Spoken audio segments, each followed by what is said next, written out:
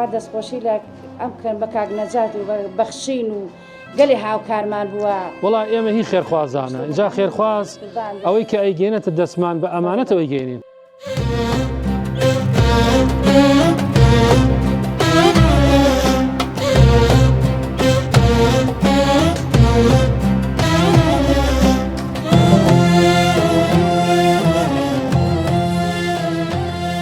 وەکو بەڵێنمان پێدا بوون بە درێژایی ئەم مانگی ڕەمەزانە و ڕۆژەکانی تریش بۆ خۆمان دەرگا بە دەرگا بگەڕێن و ئەمانەتەکانتان بگەینە ئەم ماڵانە کە شایستن و مستحقن و دوای تەدقیق و سوراخکردن کە خەڵکێکی هەژار و نەبوونەدارن بۆ خۆمان بە کۆڵی خۆمان پێداویستەکانیان بۆ بەرین ئەمانەتەکانی بەڕێستانیان بگەینە دەست. ئێستا دێنە ماڵی ئەم دادە بەڕێزە و لە نزیکەوە بە گوزرانی ئەمانیش ببینێن. دادەجان کاکە سەلام عەلەیکۆم، دەنگ و باست باشی وەزع چۆنە؟ باشی ناو چییە؟ چییە؟ هێور. کاکە هێور ماشا خۆت هێوری. ئەم دادە بەڕێزە؟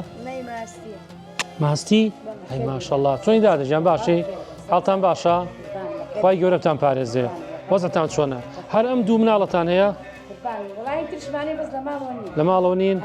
دەی خوای گەورە بیان پارێزێ. خوای گەورە دەرو کاتەوە یا ڕەبی. خوا عەفتان کە یا ڕەبی. یاخوا خوای گەورە پاداشتان باتەوە. ئەی وەزعتان چۆنە باشە شکر؟ حاڵتان باشە؟ وەڵا ئەو ماوەسا نەجات ئاگاداری کردین و مان با هەر بۆ خۆمان بە شانی خۆمان جا فوزەیلی کوڕی عیاد قسەی جوانی هەیە ئەفەرمێ ئەبێ مەمنونی هەژارەکان بن کە ترازوی حەسەناتان لە ڕۆژی قیامەت قورسەکەن. وەڵا ئێمە زۆر لێتان مەمنونین و زۆر سوپاسانەکەین و بەڕاستی من ئەمڕۆ هەندێک پارەم لەو کاکشێخە وەرگێر ئاواشی پێوتەمەیوت من سوپاسیەوەکەم منیشەڵێم بە ناوی ئەویشەوە ئێمە سوپاسیەوەکەین هەمومان لە ناز و نیعمەتی زۆر گەوریاژین مادام مسڵمانین مادام باوەڕدارین مادام چاومان لە دەرگا و قاپی خوای پروردگارە خۆنە ئومێدمان ناکەین ئینشاڵڵا. وەڵا ئێمە لێتان مەمنونین ئێمە سوپاسانەکەین زۆریش ئێوەش زۆر مەئجورن ئەو مناڵانە بێ باوکن وانە جەنابی شت پاداشێکی زۆر گەورەت هەیە کە ئەو منداڵانە بە خێوەکەی ئینشاڵڵا ئەجری و پاداشتی ئێوە هەر زۆر گەورەیە. ئێمەش بەخوا دەستخۆشی لە ئەم بکەن بە کاک نەجات و بەخشین و گەلی هاوکارمان بووە. وڵا ئێمە هی خێرخوازانە اینجا خێرخواز ئەوەی کە ئەیگەێنێتە دەستمان بە ئەمانەتەوەی گەێنین جا ئێمەش چامان بڕیوەتە ئاسمان و بە خێرخوازان ئەڵێن ئێوە دەستمان پڕکەن ئێمەش ئەوها دێن دڵی ئەم دادانە خۆشەکەین ئەم کاکەیە خۆشەکەین کاکە هێور نانەعەزێت نییە و ئەوە هەشتێکی سەرەتاییە بۆ مانگی ڕەمەزان و حتمەن جا لە پێشتریش هەر هاوکاری کراون. دەست کاک نەجاتی خۆش بە خێرخوازان ناسان و قوربانی من دایمە هاوکارمانە بۆ هەموو شتێک و هەڵا بەرەکەدا گەلێ مەمنون. خوای گەورە دەروی خێر بکاتەوە یا ڕەبی دەستان خۆش بێت وا سەلامەتن. وڵا ئێمەش دڵخۆشین کە ئێوە دڵتان خۆشە کاکە هێوریژان کە دڵێمەتان خۆش کرد. وڵا ئێمە سوپاسیەوەکەین ئێمە لێتان مەمنونین دەی خوای گەورە ئاوای کە یا ڕەبی دەستان خۆش بێ خوا حافیز بێ ئەخوا.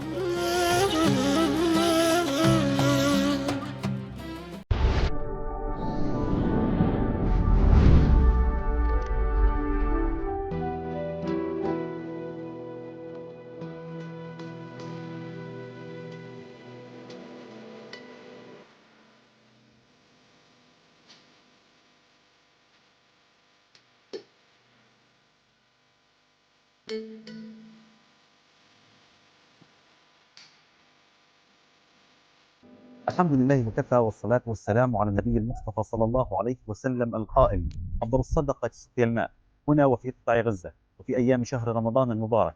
نقوم اليوم وعبر مؤسسة بوخشين بتقديم مشروع سقي المياه العذبة للأسر النازحة هنا في قطاع غزة. فبارك الله فيكم وعوضكم اللهم خيرا عما أنفقتم. والسلام عليكم ورحمة الله تعالى وبركاته. فلسطين قطاع غزة رمضان من العام 2026.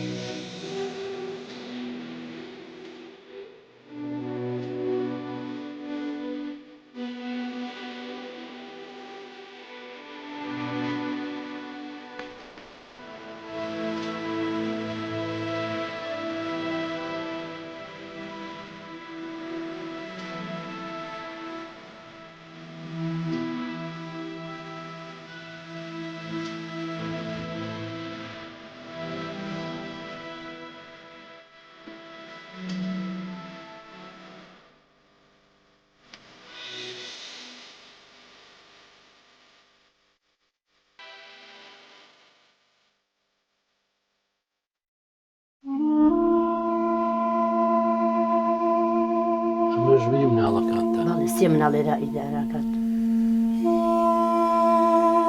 ئەوە ژیانبەڕێک و حەشەرات و پشکوهین بچم بۆ مەکتەب هەموو تەلەکان جبسیان پێیە ئەڵێ بۆ یاچی جبسکرەوم حەزم لێنی ناڵە بخۆ ناڵە پارەم پێ نییە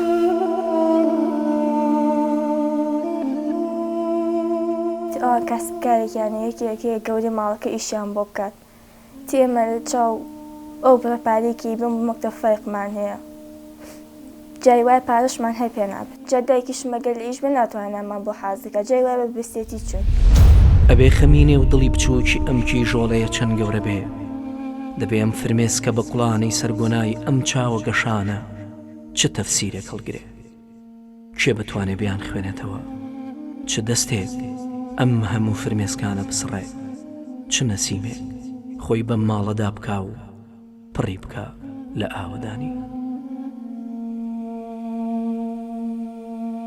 ئێمەکو جیرانی ئەم ماڵە کە 10 ساڵ زیاترە جیرانیانی باوکیان کە خاڵی هەر بە فەقیری هێنای ئەم خاونەی بە فەقیری و بە خەرزاری کرد کە بژێشی هێشتن وەڵی پارەی تەعزیەکەی پێ نەبوو لەوانەیە ئەم خانووە بڕوخێ بە کەڵکی ژیان نایە ڕۆژێک لەوانەیە بڕوخێ یعنی بەوچکە کەڵک دروست کراوە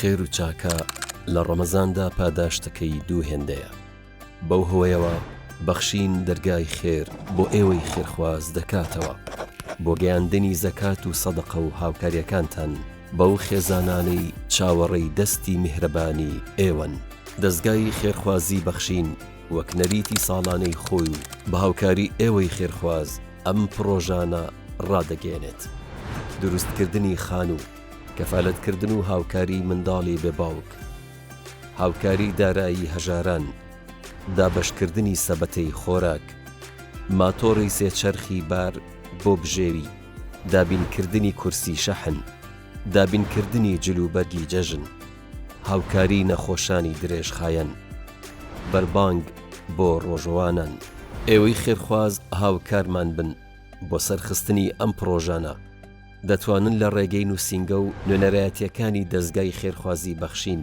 لە ناوەی هەرێمی کوردستان هاوکاریەکانتان بنێرن یان پەیوەندی بکەن بەم ژمارانەوە 1970 961 35 35 1950 723 25 55 بۆ کوردانی تاراوگا دەتوانن لە ڕێگەی ئەم ژمارە بانکیانەوە هاوکاریەکانتان بنێرن.